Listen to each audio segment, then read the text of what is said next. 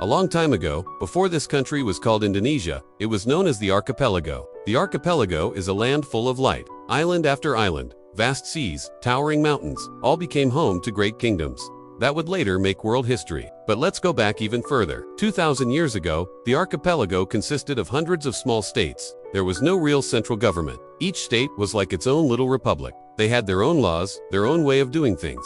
But as the centuries passed, some of these states started to grow bigger. They began to conquer other states, taking their land and their resources. And so, over time, the archipelago went from hundreds of small states to just a few large ones. And then, in the 14th century, one of these states, the Sultanate of Malacca, became the center of an enormous trading network. They controlled the flow of goods and money in and out of Asia. For a small state to become so powerful so quickly, it was unprecedented, it was extraordinary. And yet somehow, they managed to do it without ever really being united. You see, despite the fact that the archipelago had been home to many great kingdoms throughout history, it was never truly a country until the 20th century. But I'm getting ahead of myself. Let's start at the beginning. A long time ago, before this country was called Indonesia, it was known as the archipelago. The archipelago is a land full of light. In southern Sumatra stands Sriwijaya, a maritime empire known as the ruler of the ocean. His ships controlled the trade routes until traders from India, China, and Arabia stopped by to trade. Sriwijaya is not only a trade center, but also a science center.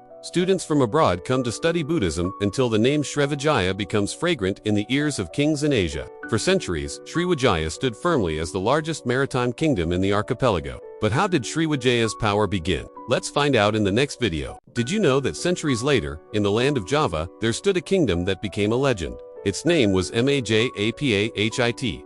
It all started when Raden Wijaya founded the kingdom in 1293. But it was under the leadership of Gajah Mada, the great Mahapatih, that Majapahit grew to become the largest kingdom that ever existed in the archipelago. His plan was to unite all the islands under the Palapa Oath. And indeed, one by one, they fell under the influence of Majapahit. From Sumatra, Kalimantan, Sulawesi, to Maluku and Nusa Tenggara, all submitted to the kingdom. But Majapahit was not just about war. It was also a cultural center. Under the patronage of King Hayam Wuruk, scholars and artists flourished. The kingdom's capital, Trolan, became the heart of trade and cultural exchange, attracting merchants and travelers from all over Asia. Hey, don't forget to subscribe for more exciting historical tales. While the other kingdoms of Indonesia were busy fighting each other, there was one kingdom that stood out. It was located in the western part of Java Island, not far from the capital city of Jakarta. It was called Pajang. The Sunda kingdom was famous for its fertile land and its people who lived peacefully under the protection of the king. The king's name was Siliwangi, and he was known as a wise and benevolent ruler. He was so respected that even today people tell stories about him.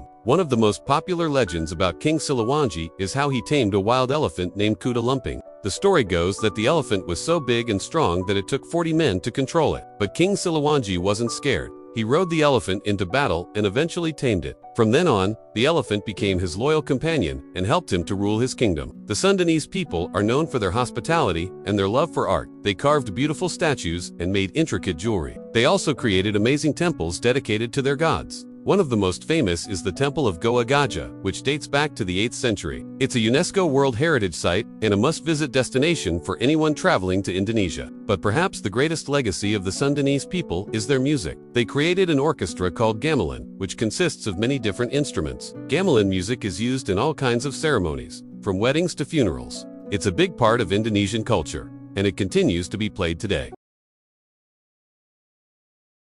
Finally fell due to attacks from Banten, but the name Pejagaran still smells good. It became an important part of the history of West Java. As time went by, a new era has come in the archipelago. Islamic kingdoms began to be established. In Malacca stood the prosperous Malacca Sultanate, became the center of Eastern world trade. In Java, the Sultanate of Demak was born as the first Islamic kingdom with the vision of spreading Islam throughout Java. In Sumatra, the Sultanate of USA, Islamic kingdoms continued to emerge, each with their own unique characteristics and contributions to the rich tapestry of Indonesian history. The era of domination by foreign powers slowly came to an end, and with it, the ancient kingdoms of Nusantara became a thing of the past. Did you know that Indonesia was once ruled by a giant panda? In the 8th century, the Srivijaya Empire centered around the city of Mecca became the dominant force in the region. Mecca, also known as the Panda of Mecca, was a bustling trade center and the perfect place to spread the teachings of Islam. The foreign rulers respected the local customs and traditions, allowing them to maintain their unique cultural identity. Meanwhile, in Kalimantan and Sulawesi, other Islamic kingdoms were born, which colored the history of the archipelago. one kingdom in particular stood out, the Kingdom of Bali. Despite being surrounded by Muslim rulers, Bali remained Hindu. The kingdoms in Bali maintained their traditions, building temples, preserving the art of dance, and carving wood with great skill. Even today, these traditional crafts can be found all over Bali, from the intricate carvings on the temples to the wooden masks used in traditional dances. The influence of the Balinese kingdoms can still be seen everywhere, making it a truly unique and special place. So what do you think? Would you like to visit Bali and see the giant panda? For more exciting adventures, stay tuned. On the island of Bali, they build temples like this one, which is dedicated to the goddess Durga. They preserve the ancient art of dance, which tells stories of gods and demons, and they carve wood with such passion that their sculptures come alive. Bali is the only island in the archipelago who are able to maintain the heritage of Hinduism to this day, so it is known as the Island of the Gods. But what makes it so special? Why are they able to hold on to their culture and religion in such a beautiful way? Their names are written on inscriptions. Magnificent temples still stand, and their culture still flows in the blood of this nation. Sriwijaya teaches maritime glory, Majapahit teaches unity. Pajajaran teaches wisdom, the Islamic Sultanate taught spirituality and trade. Bali teaches cultural sustainability. This is the story of the archipelago, the land of kings, the land of heroes, which will one day become our beloved Indonesia. History is not just the past, it's a reflection of that great nation, a nation that once stood as a beacon of hope and freedom, a beacon that has endured through the test of time. From the depths of our ancestors' wisdom, we draw strength to face the challenges of today. Their sacrifices, their struggles, their victories, all echo through the ages, reminding us of who we are and where we come from. We, the people of the archipelago, the children of the kings and heroes of yesterday. We are the ones who carry the torch of freedom. We are the ones who have the power to shape our future.